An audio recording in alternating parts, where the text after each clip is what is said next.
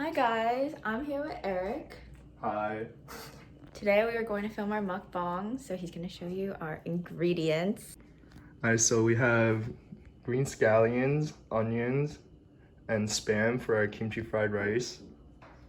We have our frozen rice cake for our Rabokki.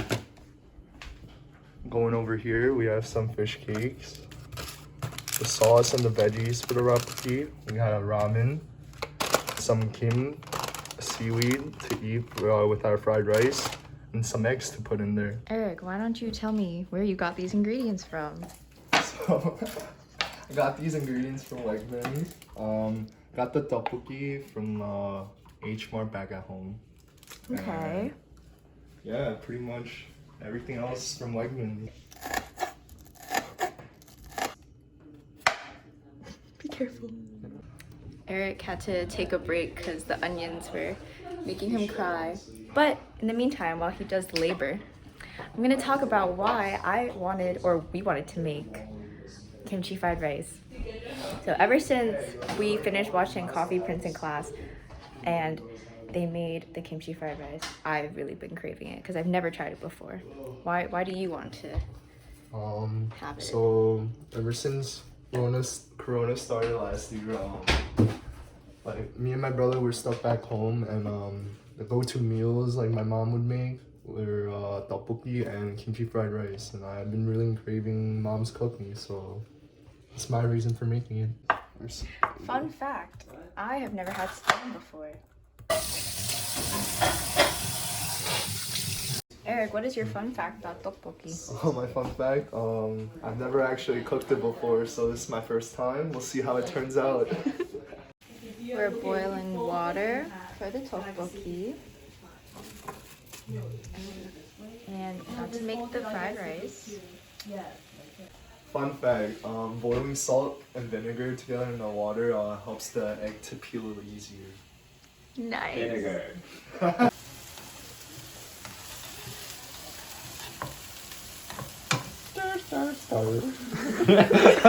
We got a little brownage here on the onions. It's coming together. Stir, stir, stir. Salt.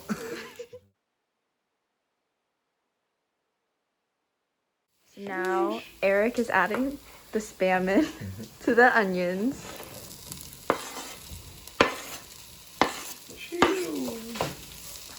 Forgot to mention that we added some gochujang to the sauce. We're cutting up the kimchi now. How does it smell? It smells strong, but it usually means it tastes really good. This is Eva, everyone. Say hi, Eva. Smells good. The tteokbokki's frozen. Yeah.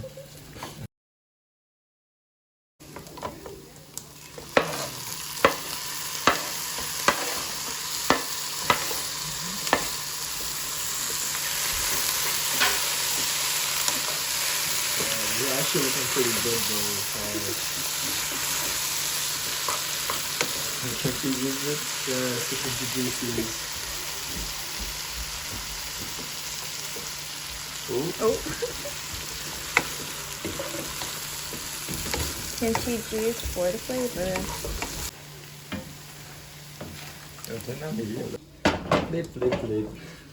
Flip.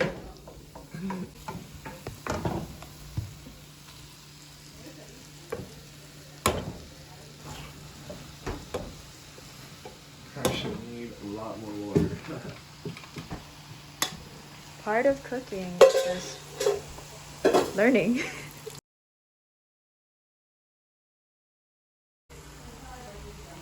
What are you adding, Kevin? Sesame oil. Had to add more kimchi. I forgot to mention, but Eric added some ramen into our tteokbokki.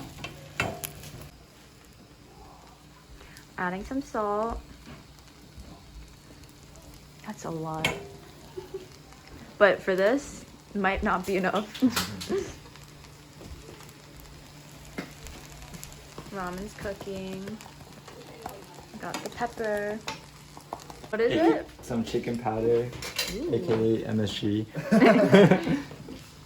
but it's not actually bad for you. We're adding the soy sauce. What's the secret ingredient? Just a touch of the ramen powder. Adding cheese. We added a little bit more kimchi to the rice since all the rice that we added, the flavor kind of got a little lost. That's okay. Part of cooking is learning. Let me try plating this. Plating.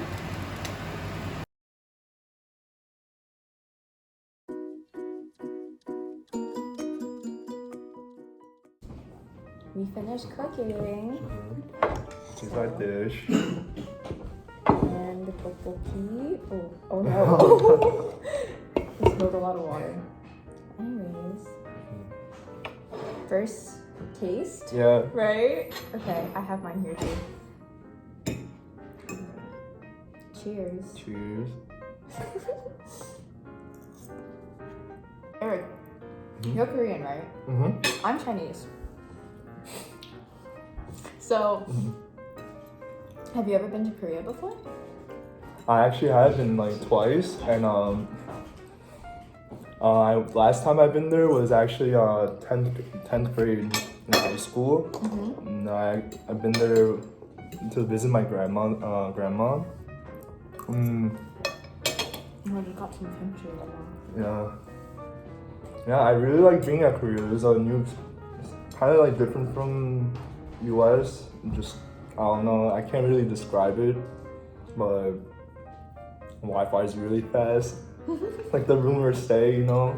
Yeah, I mean, we learned about how Korea has like fast-tracked their growth with like the Samsung phones. Mm-hmm. I think that's what it was, right? Yeah. And their technology is really good. Mm-hmm. Oh yeah. Eric, do you want one too? I'll be trying one as well. You can choose. Cheers.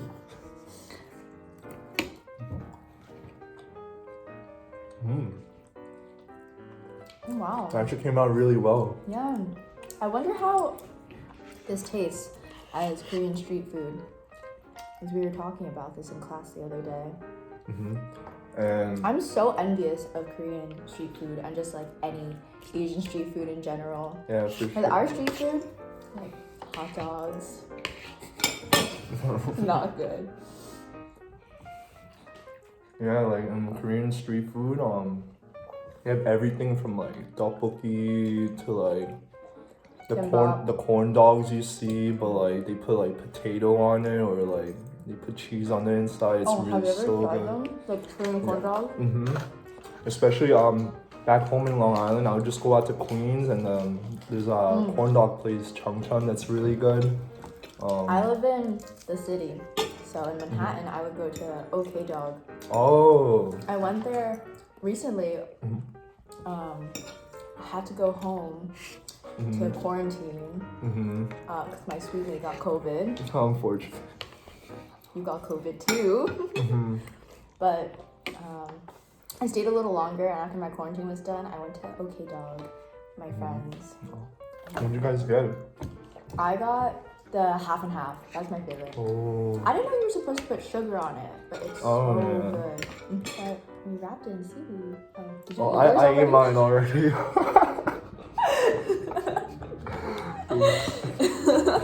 Okay, here, I'll wait Part for two, you. part two. Part two, I'll wait for you.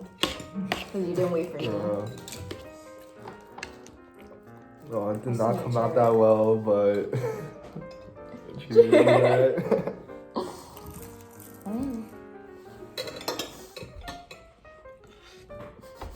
My mouth is I can't talk.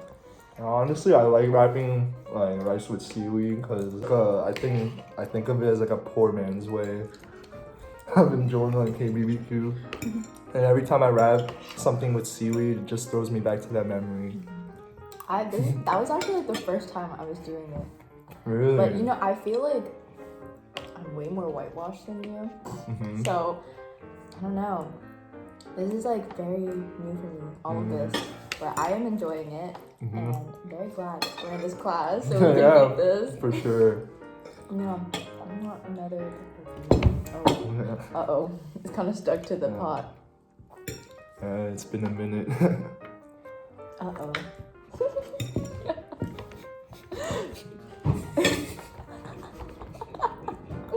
Some technical difficulties, but it's okay. Got it. It's okay. We made it. So you say you were kind of whitewashed, right? In terms of like how you were exposed at a young age. For me, I was living in Long Island for most of my life, so I was in a predominantly white neighborhood, so I was pretty exposed to like the white community, a lot of Hispanic community as well, and not so much Asians. The only time I would meet any Asians or Koreans, as a matter of fact, would be weekends where I would just go to church on Saturday, Sunday. Really? And honestly, that's the only time I would be exposed to like Asian friends or culture in terms of like that. Because Monday through Friday is, high school life, school. And you're just caught up with that. Definitely. Like, there weren't that many Asian people in my like elementary, middle, and high school. But like once I got to Bing, that like changed a lot of things. And I got like way more immersed in like Chinese culture because like the clubs and for sure. And honestly, like I wouldn't say I was ashamed, but I wouldn't like be proud of my Korean culture just because everyone around me was just white or Hispanic. So like especially like the food, the music, they couldn't really relate to me, so I had a hard time expressing myself. But after coming up to Bing and with a bigger Asian community than I was exposed to. A really prominent Asian community here in Bing. Yeah. I'm just glad that I was able to meet like all these new friends, be exposed to more Korean culture. Honestly, like I see myself speaking more Korean now, being more open with like food, music, sports, as a matter of fact, like just everything in general. Like I think it opened up for me. Yeah, the first K-drama I watched was for this class, and I watched Itaewon Class with my friends. We were so hooked on it, and just from like constantly like listening to the episodes, but like also reading the subtitles. When we would watch, I always do this thing where I watch like the interviews and the behind the scenes afterwards, right? So I was like looking that up the other day, and like obviously there were no subtitles, so I was just I was just listening to Korean without any like guidance. But like I was able to recognize some of like what they were saying because I watched Itaewon and Coffee Prince. Yeah, that was really cool. Yeah, and my parents used to say like they would always try to force me to watch K-dramas or like read Korean books. They even sent me to Korean school just to help me work on my Korean, because even to this day my Korean's pretty broken and I'm kind of ashamed of that. It's okay, I can barely speak Mandarin. But it's something we're all working on, right? And registering for classes soon. I might be taking Chinese 101 next semester because my Mandarin is horrible. I should look into taking more Korean classes. Yeah, for sure. Hi everyone! Thank you so much for watching our mukbang video to the end. I hope you enjoyed the cooking, the eating, and the talking. Have a happy finals week, and see you guys later.